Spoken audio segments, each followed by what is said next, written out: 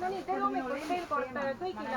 Alustame siis oma tänast debatti, esimest selles telgis, mis on teema, on Venemaa.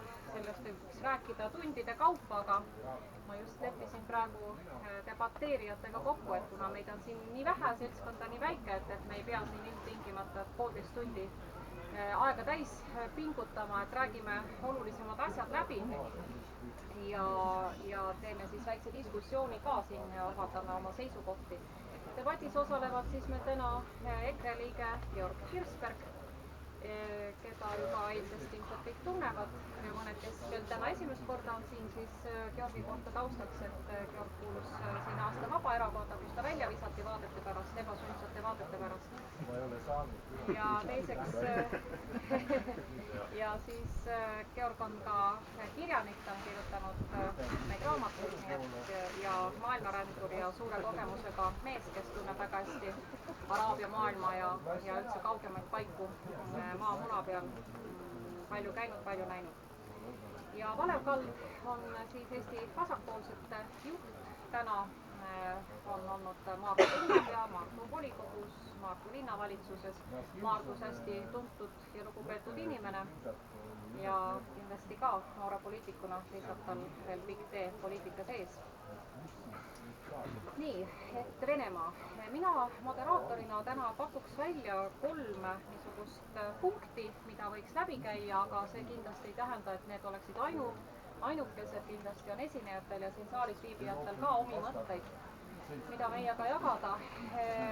Esimene teema võib-olla, mida võiks arutleda, mille ümber võiks arutleda, on õieti ei peagi olema kas esimene, teine või 3, aga ma ütleks need 3 teemat ära, et nagu me kõik hästi teame. Hiljuti tegi Venemaa president Vladimir Putin nii-ütelda huvitava ettepaneku Balti mere riikidele tulla Moskvasse konsultatsioonidele, mis puudutab julgeoleku küsimust. Kutsutute hulgas on siis Balti riigid, Poola, Soome ja Rootsi. Ja täna kindlasti ma kujutan ette, et kõikides riikides välisministeeriumid, valitsused, samuti ka NATOs tervikuna ilmselt mõeldakse selle üle, et mis nüüd selle taga on, kas võtta kutse vastu või mitte. Ja meie ka siin võiksime arutada nii-ütelda kodanike tasandil oma vaatevinklist, et kas see on hea mõte, kas see on aus mõte, kas selle taga on mingi nipp või kavalus, on see mingi sõbrakäe ulatamine või on see midagi muud. Teine küsimuste ring, mis on ka Euroopas olnud siin 2 aastat ja rohkemgi üleval, on kahtlemata Venemaa ja Ukraina konflikt ja Krimmi Krimmi võtmine Venemaa koosseisu. See on väga keeruline teema, ka Eestis on ühiskond selles osas lõhenenud. Ja kindlasti on see võib-olla selline koht, kus siin ka meil on võib-olla eriarvamusi, aga täna on selge see, et NATO riigid, Euroopa Liit ei ole aktsepteerinud, ka ÜRO ei ole aktsepteerinud Krimmi annekteerimist Venemaa poolt ja tema võtmist koosseisu, Venemaa koosseisu, ehkki Krimmis toimus ka referendum. Ja 3. teemade ring, kui me jõuame, tegelikult nad ju kõik on omavahel natukene põimunud, puudutab ikkagi seda islami teemat, ISISit, kuna ka Venemaal ju teatavasti elab 16 miljonit moslemit circa, kes on peamiselt sunniitliku taustaga. Küsimuse võiks püstitada nagu selle nurga alt, mida ma ei ole küll Euroopa Liidus ega NATOs võib-olla tähele pannud, on see, et kas Venemaa võiks olla partneriks võitluses ISISi vastu laiemas plaanis ja seda mitte ainult Süürias, vaid laiemas plaanis regioonis, ka Kesk-Aasia piirkonnas.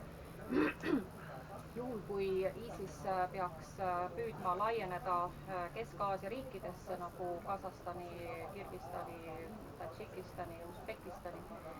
Et kas Venemaa võiks olla just nimelt partner ja seda mitte ainult lühemas ajaperspektiivis, vaid nagu pikemas ajaperspektiivis, 5-10 aasta perspektiivis vaadatuna.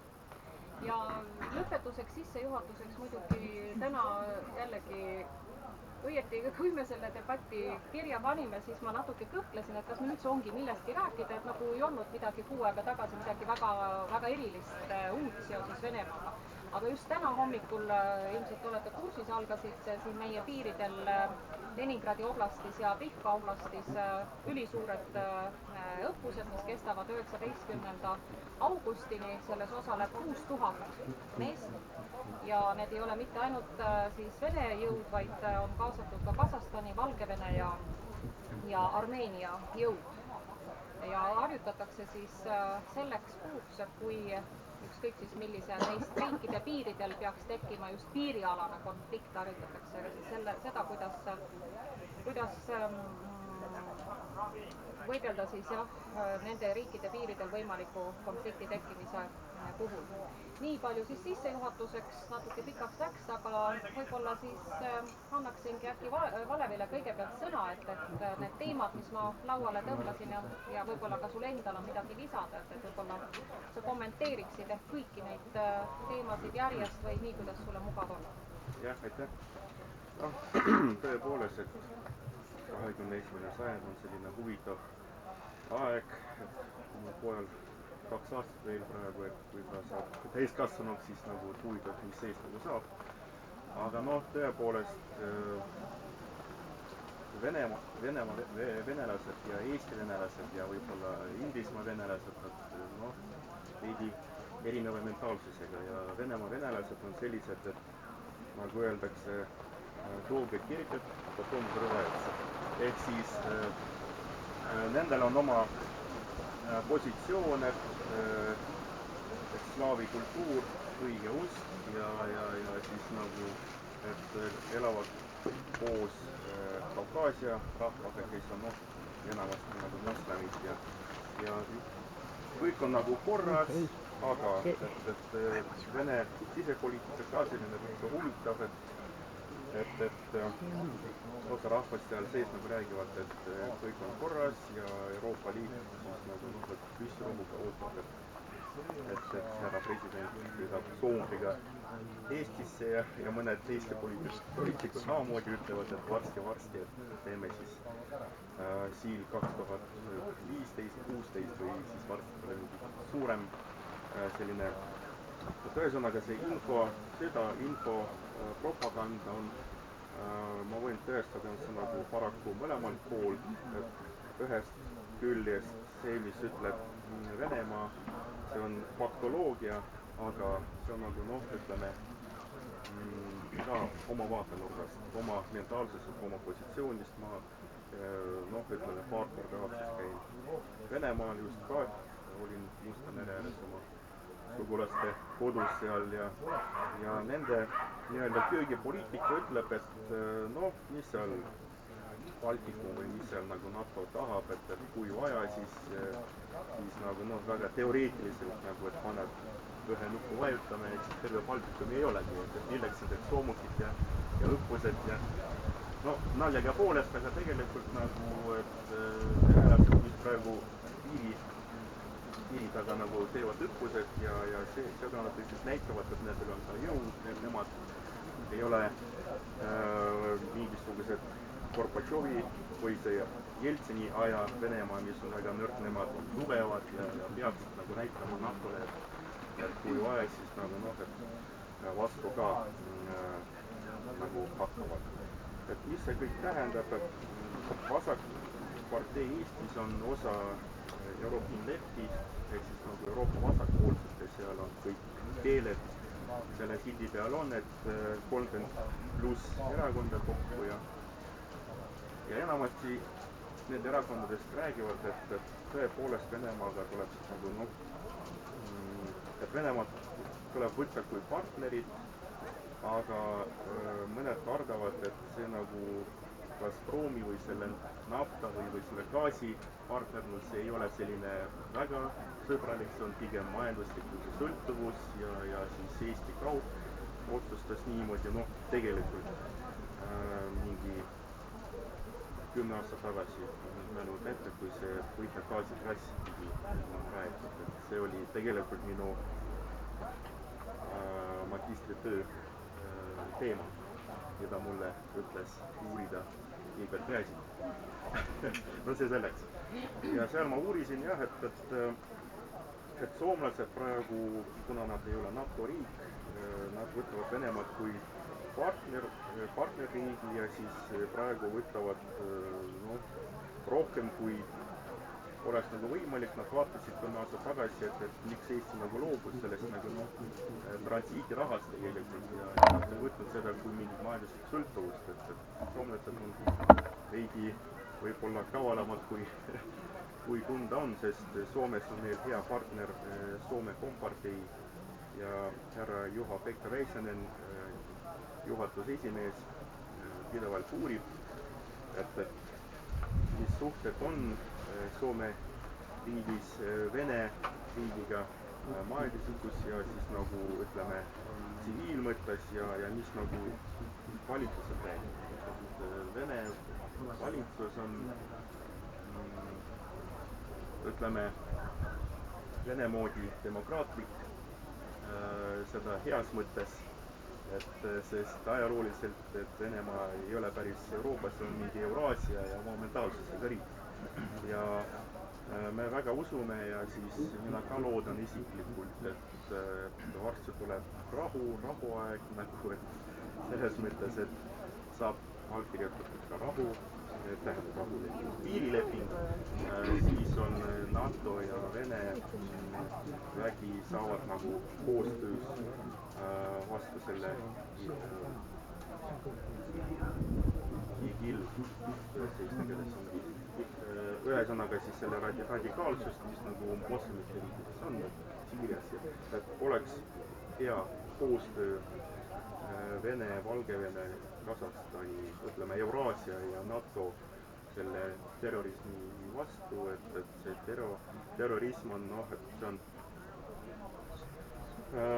tegelikult see, mis mina siin praegu ei pea ütlema, aga mis olime uurinud Euroopa vasakpoolselt ja meil on ka sahtlis uuring, et see on väga pikk selline läbimõeldud valemäng, kus on ka Euroopa rahvast sees, siis nagu pagulaste teema, et siis nagu mida rohkem neid, seda suurem oht, et tulevad nagu igas riigis terrorismi mingisugused plahvatused ja nii edasi, et varsti Baltikumi riikides ilmselt tuleb ka mingisugune oht, sest Die Linke sakslased juba uurisid, et tõepoolest läbi Kreeka olevadki juba mitte päris Prantsusmaale, Itaalia, vaid ka juba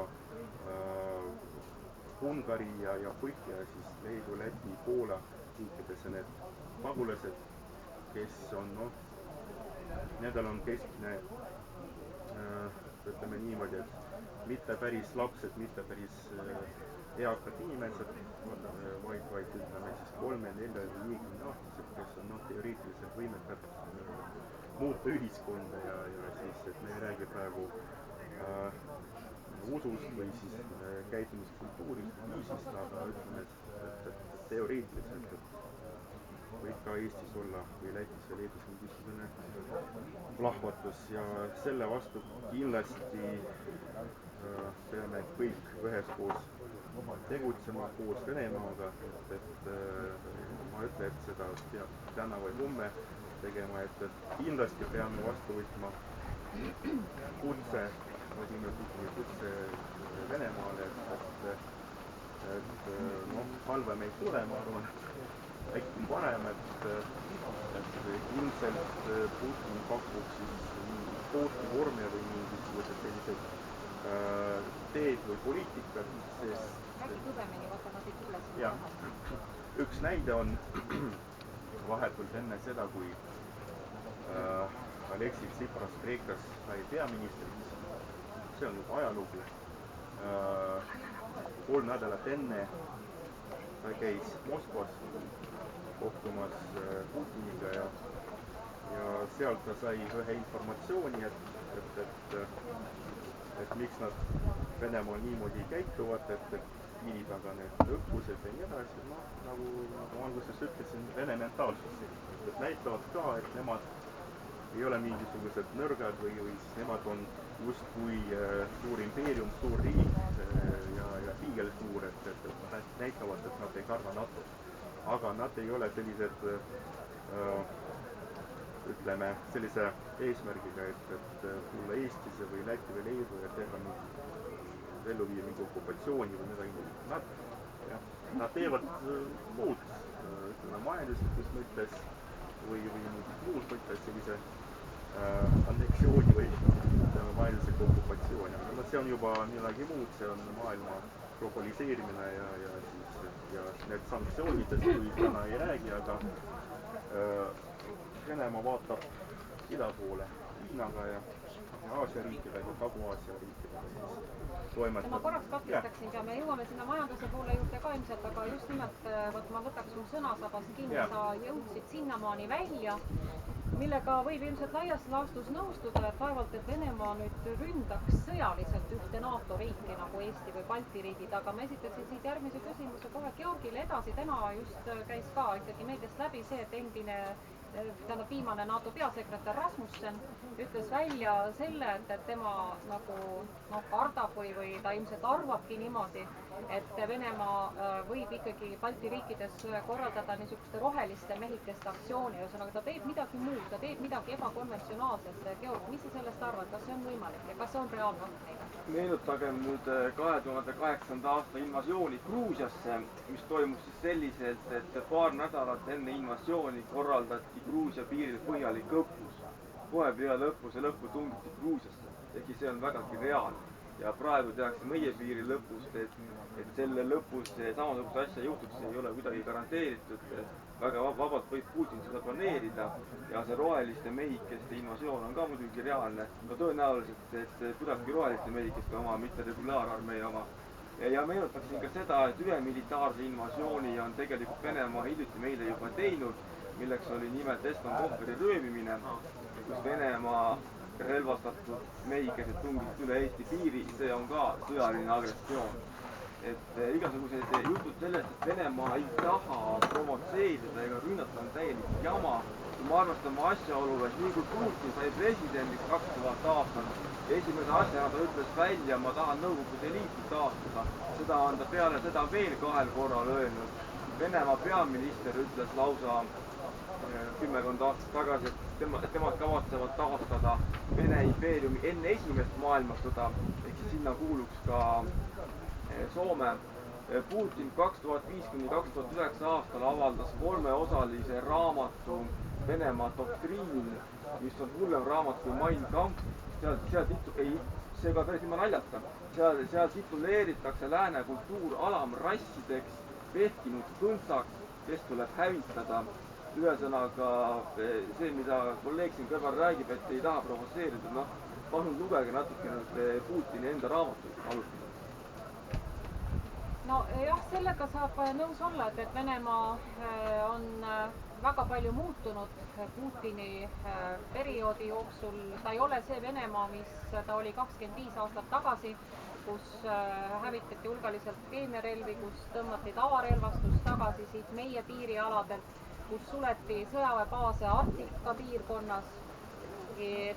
Ja kui üldse Põhja või Kaug-Põhjast rääkida, siis tänaseks on Venemaa taastanud 6 väga tugevat sõjalist baasi just nimelt Põhjala piirkonnas. Ilmselt ilmselt positsioneerides ennast juhuks, kui Soome või Rootsi peaksid NATO-ga liituma, et hoida seda jõudude tasakaalu, aga kui nüüd püüda ennast panna nagu Venemaa rolli, siis jälle sinna Vene hinge juurde tulles, siis ilmselt tuleb seda mõista, miks nad nii käituvad. Nad on olnud suur riik, nad on olnud suur impeerium ja ega see kuskil ei kao seal, see mõtteviis ei kao. Ja see Venemaa enda positsioonide kindlustamine ükskõik kas Kaug-Põhjas või Kesk-Aasias või Kaukaasias ja ka, eks ole, see ikkagi see vaatamine siia Balti riikide peale, ega see nagu ei lõppe. Nüüd küsimus on selles, et kuidas, mis on see modus vivendi, eks ole, kuidas ikkagi elada rahumeelselt ja kuidas olla ja teha nii, et need rohelised liiksed ei tuleks meil siin 20. augustil, eks ole, üle piiri, kui sõjaväeõppused on läbi. Valevile võib-olla tagasi see pall, et sinu ma selle koha pealt nagu katkestasin, et mis sina sellest roheliste mehikeste asjast arvad ja ja kas üldse selline Krimmi variant, Ukraina, Ida-Ukraina variant nagu on võimalik meil siin uuesti Kirde-Eestis, mida ju ka kunagi 91. ja 2. aastal kavandati, referendum näiteks Ida-Virumaal?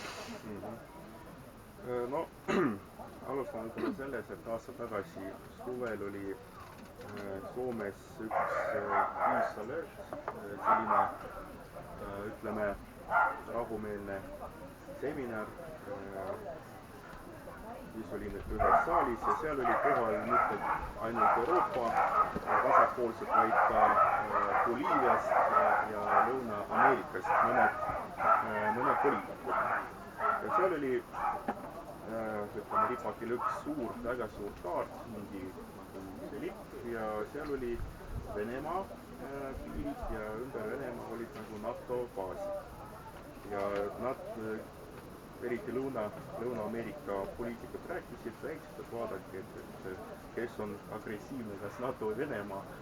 Et samas, et mõned, üks oli Valgevenemaalt, seal ütles, et no saagi aru, et Venemaal on военно-космические силы, mitte, et tähendab siis nagu kosmoses on sellised tehnoloogiad, et kui vaja, siis teevad auku Eestimaast, aga üks ütles niimoodi, et ega Putin nii loll ei ole, et ta kordub nagu Krimmi. Selles mõttes kordub, et tuleb Eestisse või Läti või kuskile, ütleme, Poola territooriumile ja siis teeb referendumi rahvahääletuse.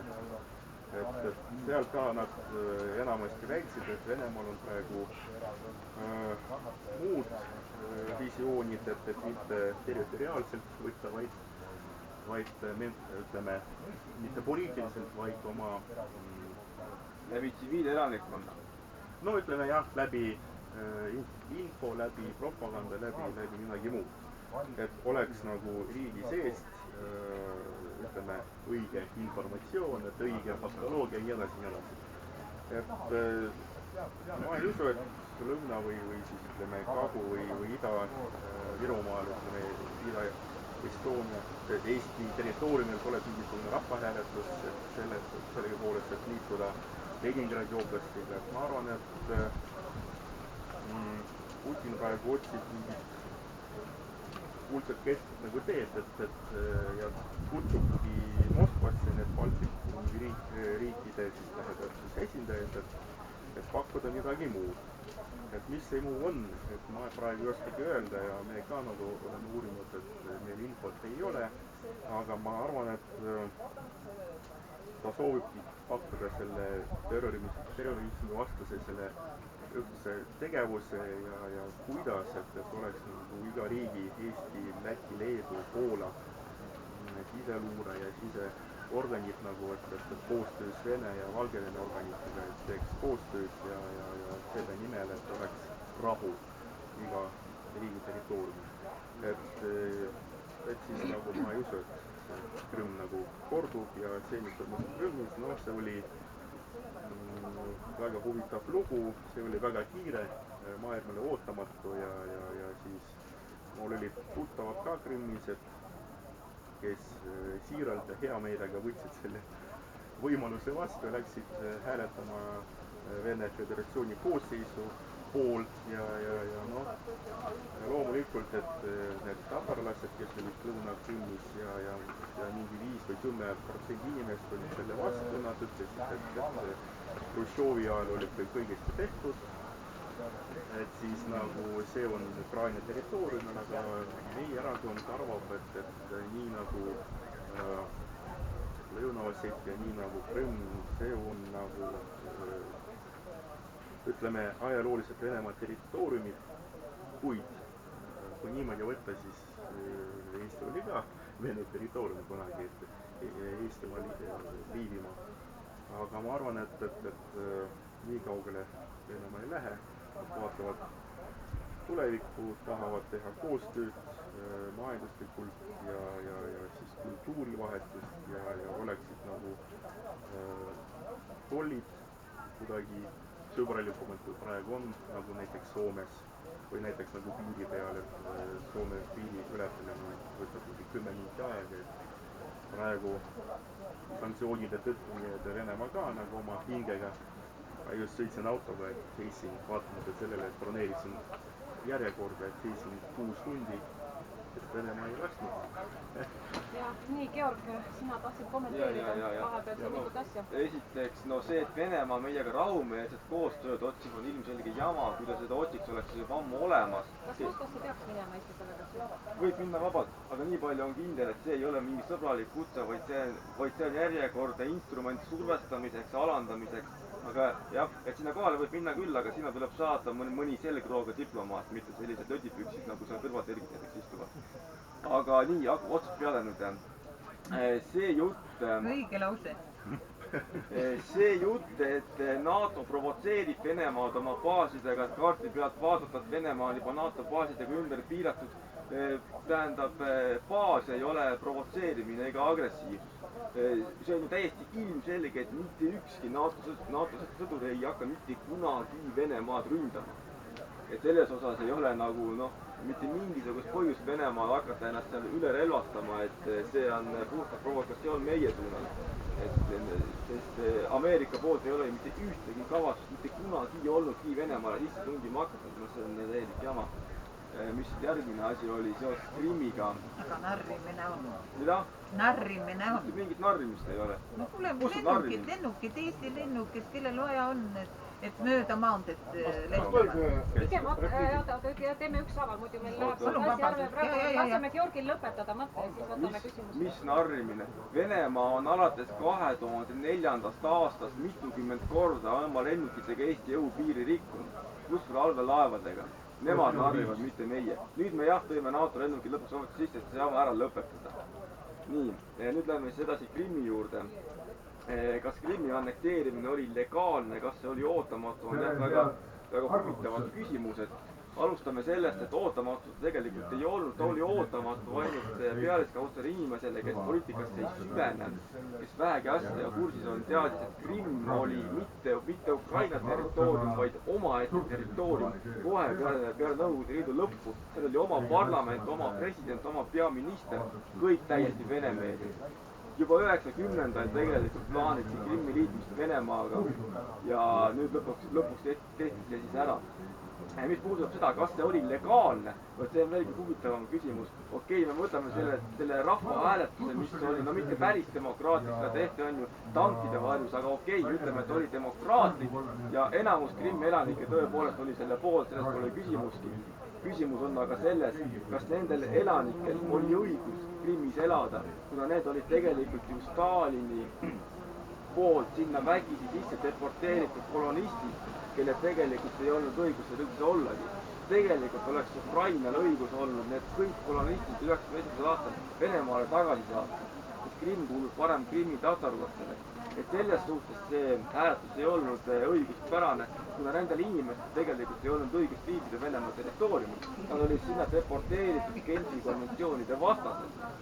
Nii, mis puudutab seda, et kas Eestis sama asi võimalik on, meenutagem Kremli-meelse ajaloolase Putini käsilase Sergei Markovi paar aastat tagasi öeldud sõnu, et kas Eestis tehakse Krimmi sõltub siinse Vene elanikkonna mentaliteedist. Kas nad soovivad Vene maailma või nad on vahepeal omaks võtnud uued väärtused. Kui Ida-Virumaal äratatakse ellu piisavalt vene šovinismi, siis tehakse seal Krimm ära. Kui need inimesed ise enam väga aktiivsed ei ole ja on rohkem euroopastunud, siis ei tehta. Ja vaat praegu Venemaa seal kompab seda pinda ja seda sondeerib. Ma ütlen ühe oma kogemuse asja vahele seoses Ida-Virumaaga, ma annan kohe sõna teile.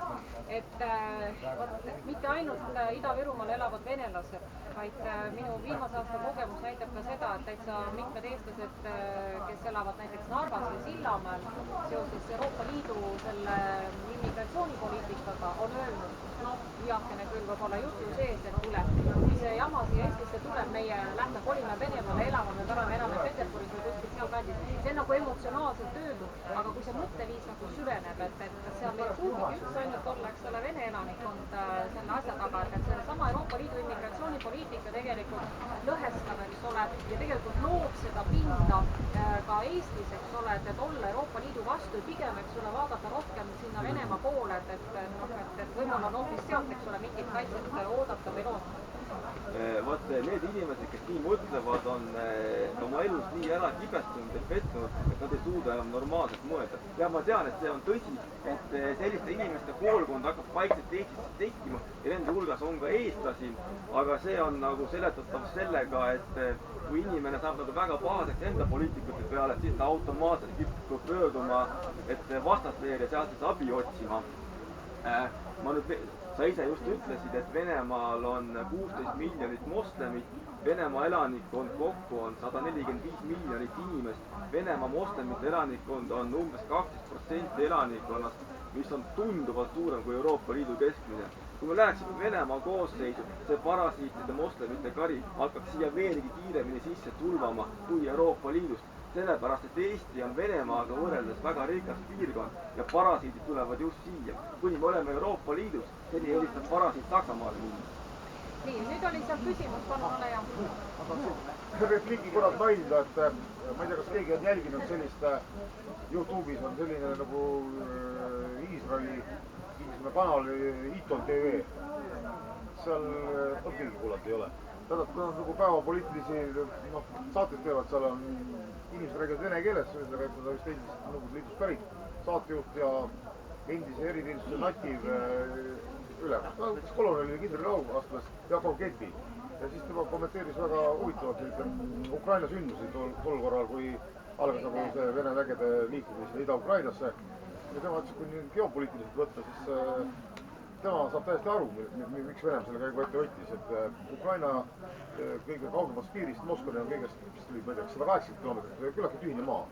Ja nüüd, kui Venemaa vähegi ohtu tunnetab, et Ukraina võib hakata seal koostööd tegema NATO-ga või mingid Ameerika baasidega, siis on põhimõtteliselt selline tunne tal, et tema nagu istub oma rasvase kerega ja keegi tuleb paneb noa talle seda rügide vahele, praktiliselt ärg torgata jääb veel.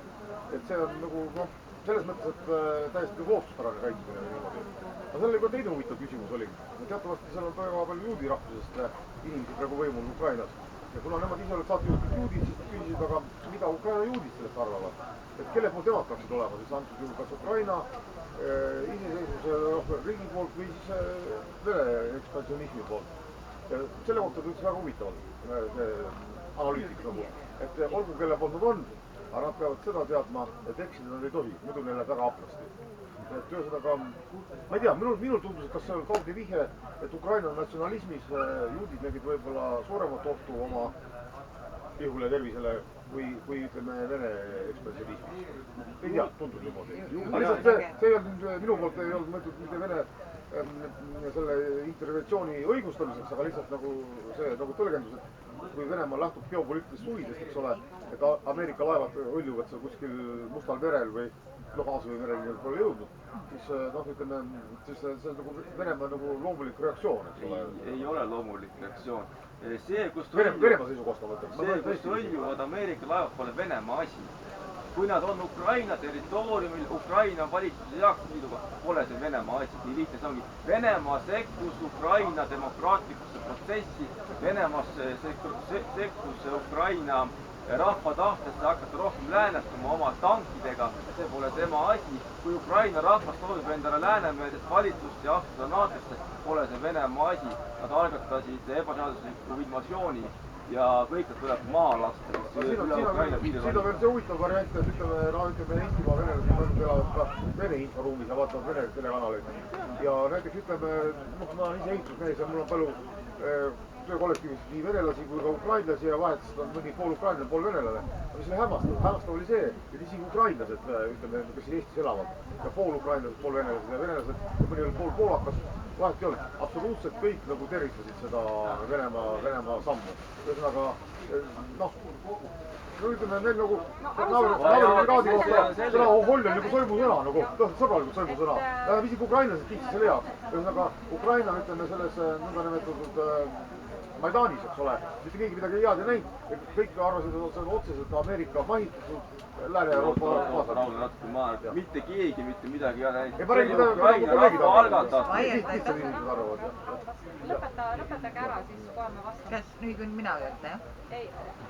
Et need lihtsalt inimesed, ütleme, ehitatud olemata rahvusest, eks ole, paljudel on sugulased ja nemad nagu seda, ütleme, läänepoolset või ütleme Eesti seda, selle kanalit üldse jälgi, arvavad, et saab propaganda, nad jälgivad kas ainult Vene kanalit või siis räägivad oma nende koduspära seal lääne, Ida-Ukrainas, eks ole. Ja me saime aru. Oota, võtame teise küsimuse ja siis härra Georg, täna mul oli selline eesmärk kuulata teid tähelepanelikult ja märkida ära, milles te olite täiesti tubli. Esiteks selleks, et Eesti vajab diplomaati. Meil seda ei ole. Kõige suurem diplomaat, ütleme meie kambas, on Soome.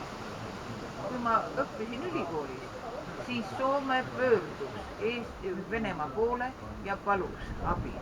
Ja Soome kaubad on isegi kaugpidanud, Venemaa kaugpidanud siiamaani. Ta ei saa Venemaalt lahti lüüa. Kõik majandus läheb nii nulli peale, nagu on meil praegu. Tubli poiss.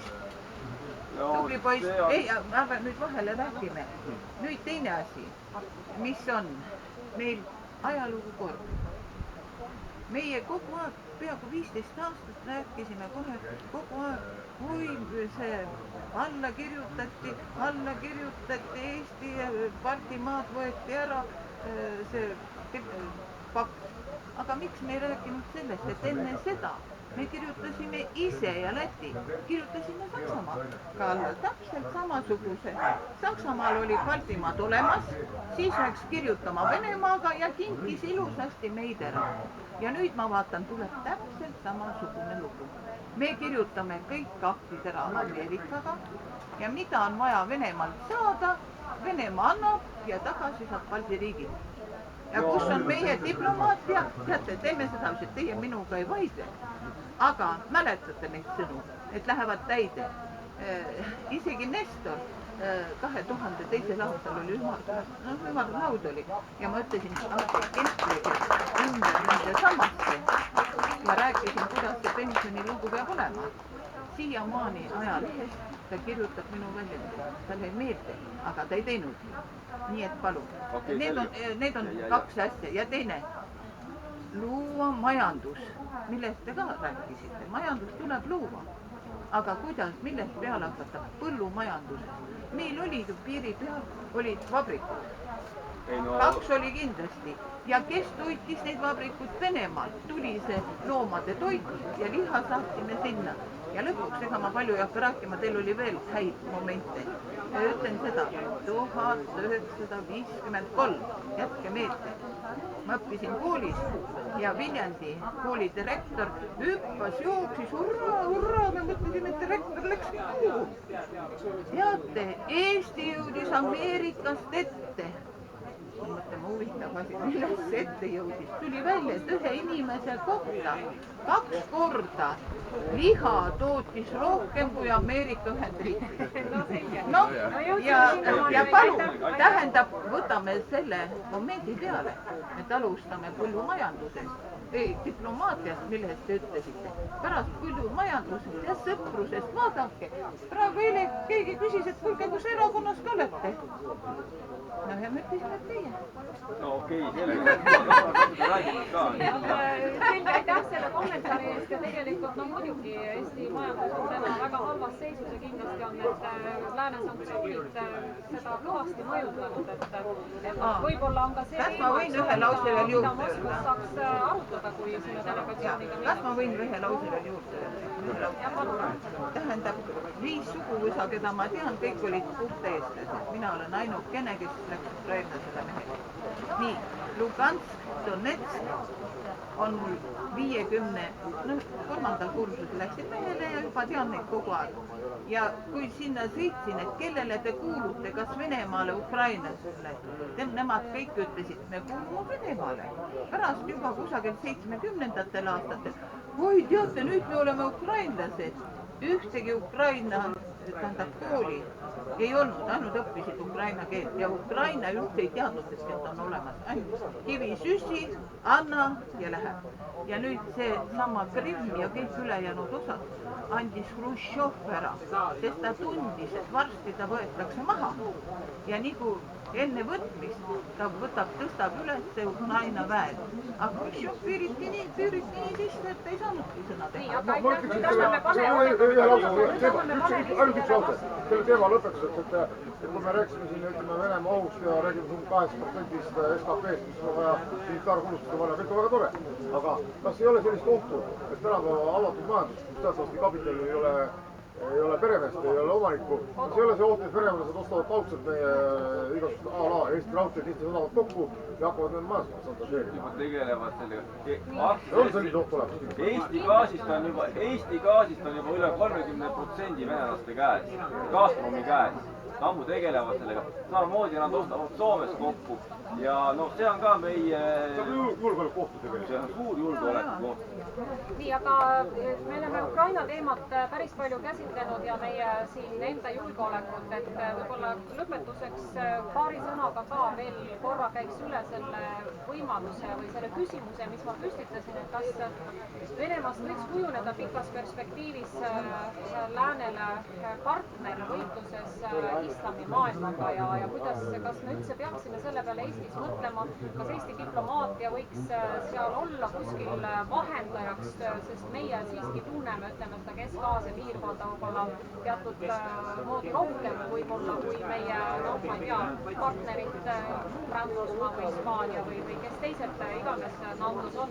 Kas Venemaa võiks olla partneriks, mitte ainult Süürias, aga noh, ikkagi ütleme ka laiemalt Euroopas võitluses islamiga?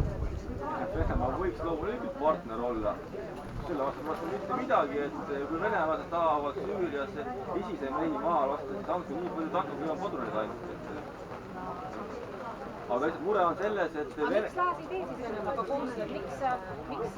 Ei no kuule, halloon, Vene väed praegu Ukrainas tapavad inimesi selle eest, et on läänemeelsed, kuidas see sellisena koostööd on? Aga küsimus on selles, kumb on suuremalt, eks ole, ISIS on tegelikult ju läänele väga suur oht, et miks ei tehta Venemaaga koostööd, kas te oskate seda kommenteerida? Miks ei panda liigasid kokku ja miks ei lepitakse kokku selles Süüria küsimuses? Väga lihtsal põhjusel, sest Venemaa ei taha seda teha. Venemaa ei taha meiega teha koostööd, tema tahab ainult suhteid pingestada ja provotseerida, et enda rahvale anda sisetarbimiseks materjali, et oi, me oleme kõvad mehed ja me võitleme Ameerika vastu ja näitame neile kohta kätte ja blä-blä-blä. Kui Venemaa lõpuks ometi Ida-Euroopa teise maailmasõja aegse okupatsiooni omaks võtaks, üheks tunnistaks, vabandaks, alles siis saaks mingisugune koostöö pihta hakata. Kas ma võin midagi öelda? Ei, ma annan panelistile sõna seda kommenteerida. Aga Valev, mis sina arvad, mis on Venemaa huvi Süürias ja kui seal Süürias ikkagi õnnestub ISISe vastu ka Venemaal teatud samme astuda, et kas võtame Venemaa sel juhul kindlustab oma positsiooni, eks ole, Süürias, kui ta suudab seal Assaadi toetada, ta suudab kaasa oma positsiooni Süürias, et kas see võiks nagu olla pigem positiivne või pigem negatiivne variant läänega koostöös? Siin on ühest küljest ISISe vastane tegevus, teisest küljest Venemaa oma geopoliitiline huvi, sest vaadake kaarti, kus on Süüria, mis tähendab India selle põgenemine, tähendab, mis oleks geopoliitiliselt see osa kaitstud ka. Teisest küljest nagu loomulikult Venemaa võiks ja peaks olema koostööpartner selle ISISe vastu ja siis jah, et loomulikult peaks nagu iga rahvusriik, ka Eesti ja Poola, et kõik Euroopa ja kõik muud riigid, kus eelkõige mõtleme oma rahva huvide vaatenurgast, et ei segaks militaarselt Venemaa ja ma loodan ja tean, et see ei peaks nagu olema, et see on ammu juba majanduslik sekkumine, et siin on üks väga hea põhjus Venemaa positsioonil, et Venemaa on teoreetiliselt väga rikas riik, et see korruptsioon, mis seal on, see on nagu teine lugu ja see korrumpeeritud raha lähevad Soome ja Eesti gaasi ja nii edasi, see on nagu teine lugu ja sellest ma täna ei räägi, aga me Euroopas arvame, et Venemaa peaks olema hea koostööpartner. Loomulikult loomulikult Venemaal on oma hind, oma huvid, positsioonid, oma atraktiivne president, kes ühest küljest näitab, et kõik on rahumeelne, teisest küljest näitab, et Venemaal on ka oma relvastus, uus tehnoloogia, mis Süürias on näha ja nii edasi, et kuidas oleks nagu see kuldne kesktee leida nagu, et see on nagu omaette diplomaatia küsimus ja Euroopa vasakpoolsed ja Eestimaa vasakpartei on rahumeelsed, oleks rahu ja seda ma ilmselt kõva häälega ei ütle, aga selle Piisa Lerki eelmise aasta Soome koosolekul oli peateema NATO laienemise vastu, et selles mõttes, et mida suurem NATO joonis, seda kõvem Vene, ütleme, vastukäik ja millal see lõpeb, kas see lõpeb seda või see on selline kaasaegne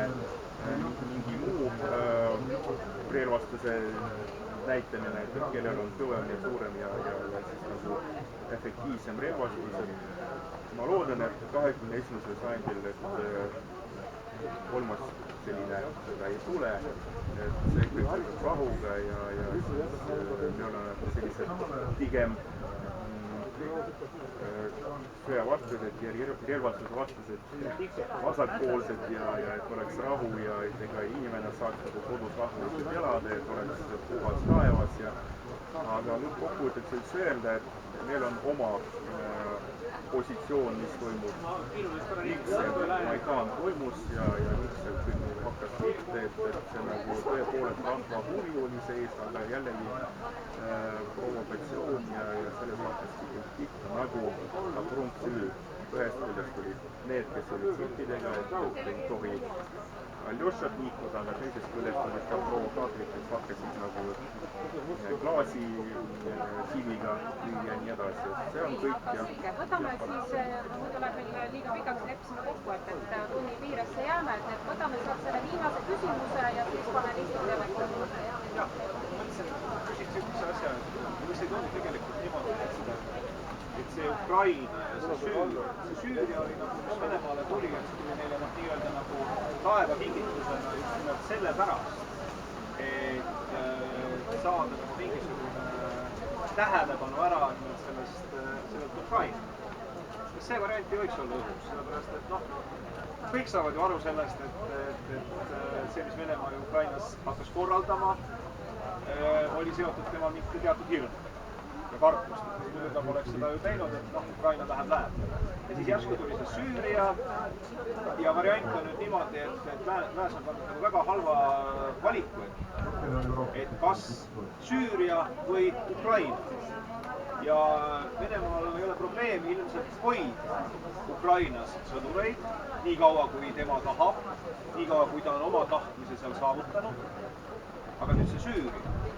Sellepärast, et oli ju näha ka tippkohtumistel, kui Venemaa hakkas seal Süürias midagi tegema, et kõik eelmised mõtted, mis olid seotud aasta varem Ukraina teemadega, kus Putin jäeti üksinda pildile, olid nagu kuidagi ära haihtunud. Et kas see ei ole nagu siukene või ei tundu siukse, noh, nii-öelda kavala käigu või kuidas? Kuidas sa kommenteerid? Ei no, et kõik on õige, et nii ongi täpselt, aga siis rohkem polegi midagi arutada.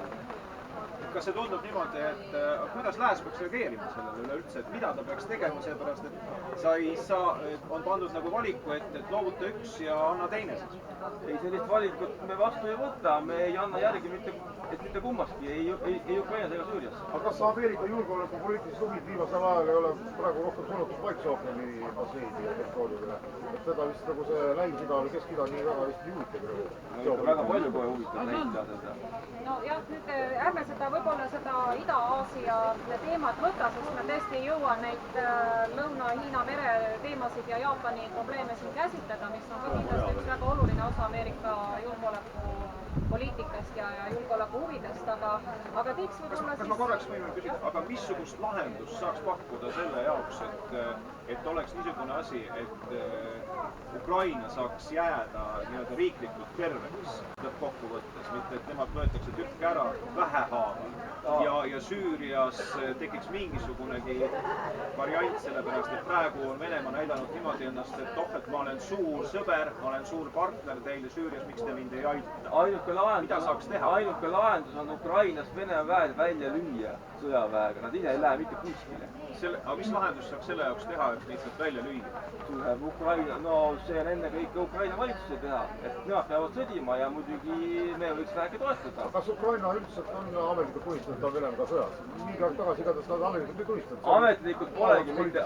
Ametlikult pole siiamaani mitte mingit sõda, on aastas, miks ei saa, saab küll, selle sõja saab kuulutada, sest kõik teavad ju, et Putini väed on seal sees, see on lolli mängimine, mis praegu toimub. Aga kas niisugune variant ei võiks olla, et ütleme näiteks, kuna Ukraina on NATO-le mitte liige, vaid partner, kas niisugune variant ei võiks olla, et NATO saadab ka oma üksused sinna ja ütleb, et kui Venemaa hakkab protesteerima, siis ütleb NATO, et aga teie vägesid seal ju ei ole. See variant võib olla, kusjuures ma nii teeksingi, et ma võtaksin ka maha NATO embleemid ja saadaksin sinna ja ütleksin, et me ei tea, kes nad on ja laskavad venelasi maha, et see mulle sobiks. See variant oleks ju täitsa jõuline. Mul on üks lapselik Te pea üle minema üle Venemaa piiri. Ja muide, mul on veel üks plaan seoses Venemaaga. Mul on veel.